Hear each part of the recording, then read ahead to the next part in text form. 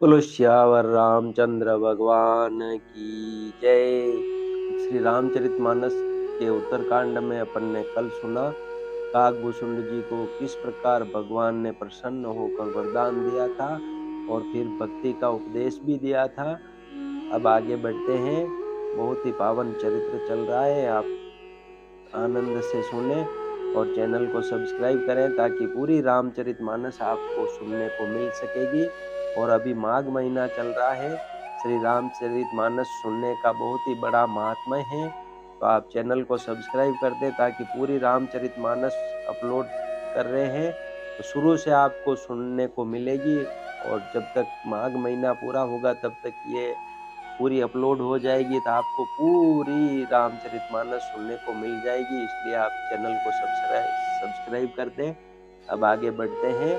अरबों पाताल के समान प्रभु अथाह हैं, अरबों यमराजों के समान भयानक हैं, अनंत कोटि तीर्थों के समान वे पवित्र करने वाले हैं।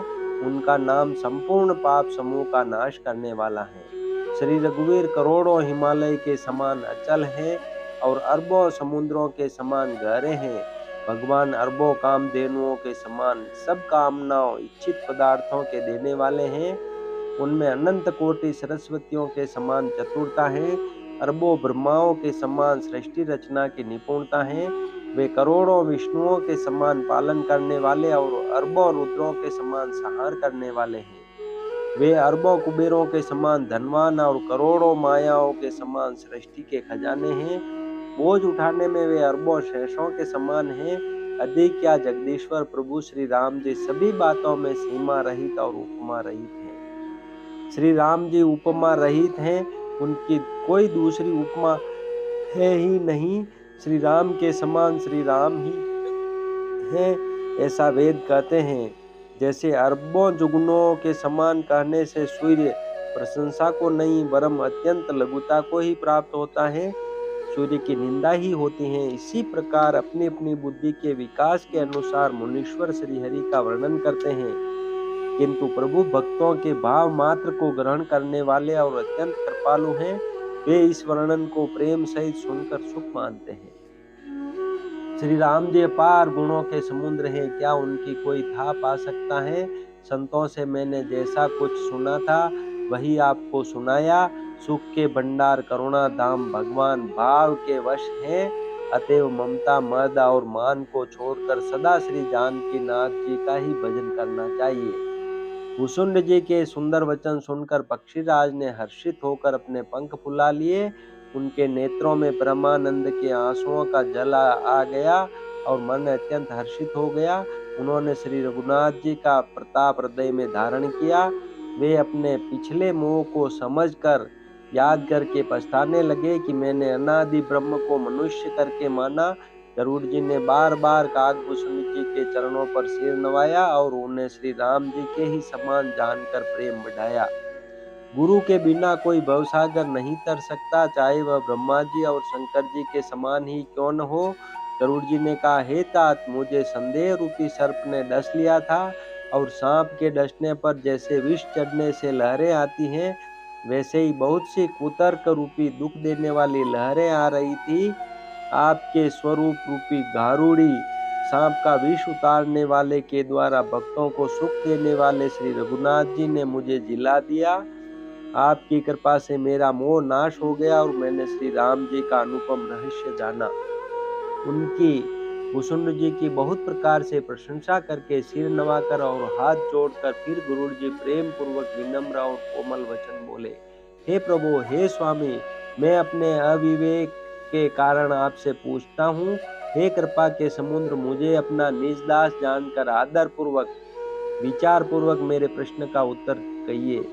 आप सब कुछ जानने वाले हैं, तत्व के ज्ञाता हैं, अंधकार से परे, उत्तम बुद्धि से युक्त, सुशील सरल आचरण वाले, ज्ञान वैराग्य और विज्ञान के धाम और श्री रघुनाथ जी के प्रिय दास हैं। आपने यह काक शरीर किस कारण से पाया? हे तात, सब समझाकर मुझसे कहिए। हे स्वामी, हे आकाशगामी, यह सुंदर रामचरितमानस आपने कहाँ पाया, सो कहिए। हे नाथ, मैंने शिव जी से ऐसा सुना है कि महाप्रलय में भी आपका नाश नहीं होता। और ईश्वर शिव जी कभी मिथ्या वचन कहते नहीं। वह भी मेरे मन में संदेह है, क्योंकि हे नाथ, नाग, मनुष्य, देवता आदि चर अचर जीव तथा यह सारा जगत काल का कलेवा है। असंख्य ब्रह्मांडों का नाश करने वाला काल सदा बड़ा ही अनिवार्य है। ऐसा वह अत्यंत भयंकर काल आपको नहीं व्यापता, आप पर प्रभाव नहीं दिखलाता, इसका क्या कारण है? हे कृपालु, मुझे कहिए, यह ज्ञान का प्रभाव है या वो योग बल है? हे प्रभु, आपके आश्रम में आते ही मेरा मोह और भ्रम भाग गया, इसका क्या कारण है? हे नाथ, यह सब प्रेम सहित कहिए। हे उमा, गरुड़ जी की वाणी सुनकर काकभूषुंड जी हर्षित हुए और परम प्रेम से बोले, हे सर्पों के शत्रु, आपकी बुद्धि धन्य है, धन्य है। आपके प्रश्न मुझे बहुत ही प्यारे लगे। आपके प्रेम युक्त सुंदर प्रश्न सुनकर मुझे अपने बहुत जन्मों की याद आ गई। मैं अपनी सब कथा विस्तार से कहता हूँ। हे तात, आदर सहित मन लगाकर सुनिए। अनेक जप तप यज्ञ शम दम व्रत दान वैराग्य विवेक योग विज्ञान आदि सबका फल श्री रघुनाथ जी के चरणों में प्रेम होना है। इसके बिना कोई कल्याण नहीं पा सकता। मैंने इसी शरीर से श्री राम जी की भक्ति प्राप्त की है। इसी से इस पर मेरी ममता अधिक है। जिससे अपना कुछ स्वार्थ होता है, उस पर सभी कोई प्रेम करते हैं। हे गरुड़ जी, वेदों में मानी हुई ऐसी नीति है और सज्जन भी कहते हैं कि अपना परम हित जानकर अत्यंत नीच से भी प्रेम करना चाहिए। रेशम कीड़े से होता है, उससे सुंदर रेशमी वस्त्र बनते हैं। इसी से उस परम अपवित्र कीड़े को भी सब कोई प्राणों के समान पालते हैं। जीव के लिए सच्चा स्वार्थ यही है कि मन वचन और कर्म से श्री राम जी के चरणों में प्रेम हो। वही शरीर पवित्र और सुंदर है, जिस शरीर को पाकर श्री रघुवीर का भजन किया जाए। जो श्री राम जी के विमुख है, वह यदि ब्रह्मा जी के समान शरीर पा जाए तो भी कवि और पंडित उसकी प्रशंसा नहीं करते। इसी शरीर से मेरे हृदय में राम भक्ति उत्पन्न हुई। इसी से हे स्वामी, यह मुझे परम प्रिय है। मेरा मरण अपनी इच्छा पर है, परंतु फिर भी मैं यह शरीर नहीं छोड़ता, क्योंकि वेदों ने वर्णन किया है कि शरीर के बिना भजन नहीं होता। पहले मोह ने मेरी बड़ी दुर्दशा की। श्री राम जी से विमुख होकर मैं कभी सुख से नहीं सोया। अनेकों जन्मों में मैंने अनेकों प्रकार के योग जप तप यज्ञ और दान आदि कर्म किए। हे गरुड़ जी, जगत में ऐसी कौन योनि है जिसमें मैंने बार बार घूम फिर कर जन्म न लिया हो? हे गुसाई, मैंने सब कर्म करके देख लिए, पर अब इस जन्म की तरह मैं कभी सुखी नहीं हुआ। हे नाथ, मुझे बहुत से जन्मों की याद है, क्योंकि श्री शिव जी की कृपा से मेरी बुद्धि को मोह ने नहीं घेरा। हे पक्षीराज सुनिए, अब मैं अपने प्रथम जन्म के चरित्र कहता हूँ, जिन्हें सुनकर प्रभु के चरणों में प्रीति उत्पन्न होती है, जिससे सब क्लेश मिट जाते हैं। हे प्रभु, पूर्व के एक कल्प में पापों का मूल युग कलयुग था, जिसमें पुरुष और स्त्री सभी अधर्म परायण और वेद के विरोधी थे। उस कलयुग में मैं अयोध्यापुरी में जाकर शूद्र का शरीर पाकर जन्मा। मैं मन वचन और कर्म से शिवजी का सेवक और दूसरे देवताओं की निंदा करने वाला अभिमानी था। मैं धन के मद से मतवाला, बहुत ही बकवादी और उग्र बुद्धि वाला था। मेरे हृदय में बड़ा भारी दंभ था। यद्यपि मैं श्री रघुनाथ जी की राजधानी में रहता था, तथापि मैंने उस समय उसकी महिमा कुछ भी नहीं जानी। अब मैंने अवध का प्रभाव जाना। वेद शास्त्र और पुराणों ने ऐसा गाया है कि किसी भी जन्म में जो कोई भी अयोध्या में बस जाता है, वह अवश्य श्री राम के परायण हो जाएगा। अवध का प्रभाव जीव तभी जानता है जब हाथ में धनुष धारण करने वाले श्री राम जी उसके हृदय में निवास करते हैं। हे गरुड़ जी, वह कलिकाल बड़ा कठिन था। उसमें सभी नर नारी पाप परायण पापों में लिप्त थे। कलयुग के पापों ने सब धर्मों को ग्रस लिया। सदग्रंथ लुप्त हो गए। दंभियों ने अपनी बुद्धि से कल्पना कर कर के बहुत से ग्रंथ प्रकट कर दिए। सभी लोग मोह के वश हो गए। शुभ कर्मों को लोभ ने हड़प लिया। हे ज्ञान के भंडार, हे श्री हरि के वाहन, सुनिए, अब मैं कली के कुछ धर्म कहता हूँ। कलयुग में न वर्ण धर्म रहता है, न चारों आश्रम रहते हैं। सब पुरुष स्त्री वेद के विरोध में लगे रहते हैं। ब्राह्मण वेदों को बेचने वाले और राजा प्रजा को खा डालने वाले होते हैं। वेद की आज्ञा कोई नहीं मानता। जिसको जो अच्छा लग जाए वही मार्ग है। जो डींग मारता है वही पंडित है।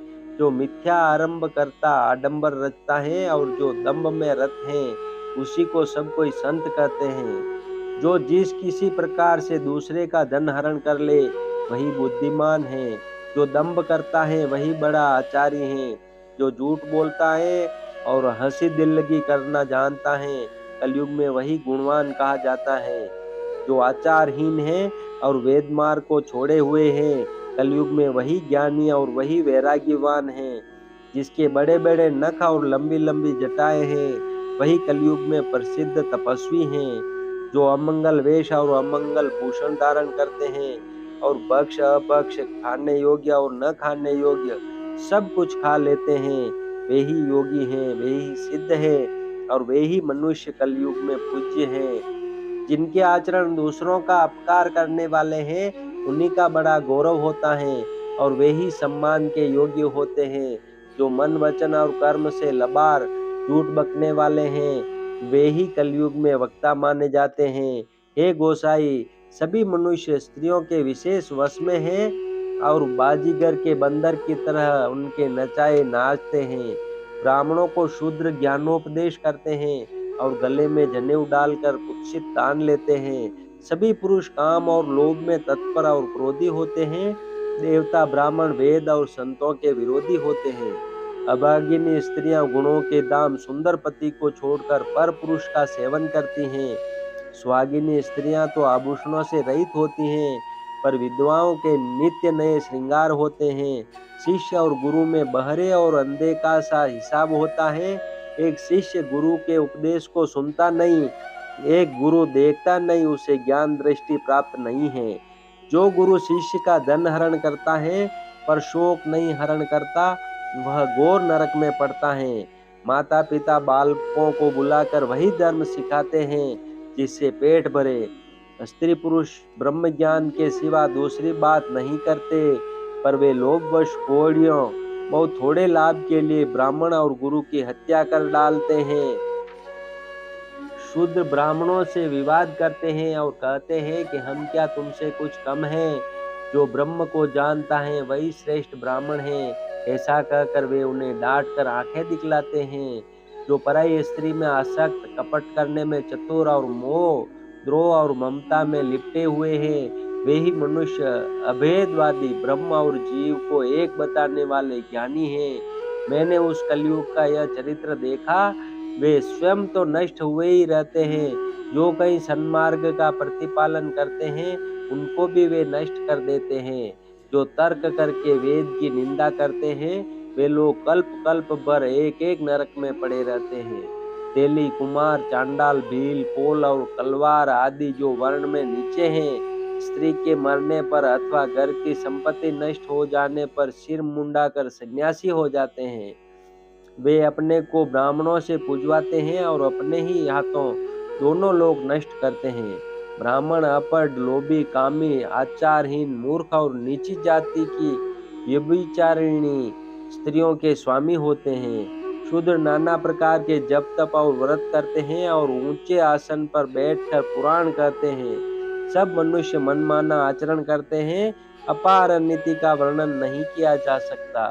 कलयुग में सब लोग वर्ण संकर और मर्यादा से च्युत हो गए। वे पाप करते हैं और उनके फलस्वरूप दुख भय रोग शोक और प्रिय वस्तु का वियोग पाते हैं। वेद सम्मत तथा वैराग्य और ज्ञान से युक्त जो हरि भक्त का मार्ग है मोहवश मनुष्य उस पर नहीं चलते और अनेकों नए नए पंथों की कल्पना करते हैं। सन्यासी बहुत धन लगाकर घर सजाते हैं, उनमें वैराग्य नहीं रहा, उससे विषयों ने हर लिया। तपस्वी धनवान हो गया और ग्रस्त दरिद्र। हे तात, कलयुग की लीला कुछ कही नहीं जाती। कुलवती और सती स्त्री को पुरुष घर से निकाल देते हैं और अच्छी चाल को छोड़कर घर में दासी को ला रखते हैं। पुत्र अपने माता पिता को तभी तक मानते हैं जब तक स्त्री का मुंह नहीं दिखाई पड़ा। जब से ससुराल प्यारी लगने लगी, तब से कुटुंबी शत्रु रूप हो गए। राजा लोग पाप परायण हो गए, उनमें धर्म नहीं रहा। वे प्रजा को नित्य ही बिना अपराध दंड देकर उसकी विडंबना दुर्दशा किया करते हैं। धनी लोग मलिन होने पर भी कुलीन माने जाते हैं। द्विज का चिन्ह जनेऊ मात्र रह गया और नंगे बदन रहना तपस्वी का। जो वेदों और पुराणों को नहीं मानते, कलयुग में वे ही हरिभक्त और सच्चे संत कहलाते हैं। कवियों के तो झुंड हो गए, पर दुनिया में उदार कवियों का आश्रयदाता सुनाई नहीं पड़ता। गुण में दोष लगाने वाले बहुत हैं, पर गुणी कोई भी नहीं है। कलयुग में बार बार अकाल पड़ते हैं, अन्न के बिना सब लोग दुखी होकर मरते हैं। हे पक्षीराज गरुड़ जी, सुनिए। कलयुग में कपट, हठ, दंभ, द्वेष, पाखंड, मान, मोह और काम आदि और मद ब्रह्मांड भर में व्याप्त हो गए। मनुष्य जब तप, यज्ञ, व्रत और दान आदि धर्म तामसी भाव से करने लगे, देवता पृथ्वी पर जल नहीं बरसाते और बोया हुआ अन्न उगता ही नहीं। बोलो श्यावर रामचंद्र भगवान की जय। श्री राम जय राम जय जय राम। श्री राम जय राम जय जय राम। श्री राम जय राम जय जय राम। श्री राम जय राम जय जय राम।